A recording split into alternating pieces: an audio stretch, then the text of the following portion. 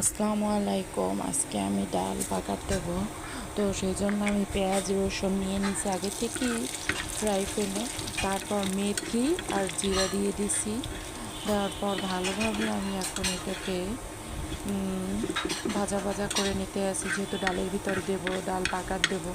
তো সেই জন্য আসলে কি মেথিটা স্বাস্থ্যের জন্য ভালো, আর জিরাটা দিয়ে দিছি, আর সাথে একটু কালিয়া জিরাও আছে। তো সেই জন্যই আজকে ডালটা সেরকম একটা ডাল হবে। আপনারাও বাসায় এই ধরনের ডাল বাগার দেওয়া, মানে এইগুলো দিয়ে ডাল বাগার দিয়ে ডালটা খেয়ে দেখবেন। ডালটা আসলেই অসাধারণ একটা স্বাদ আসে, সেই স্বাদা হয় ডালটায়।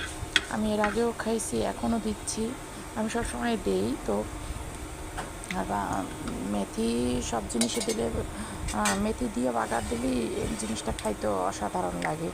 তো আপনাদের সাথে শেয়ার করলাম এই ধরনের একটা ডালের রেসিপি, ডাল বাগার দেওয়ার রেসিপি।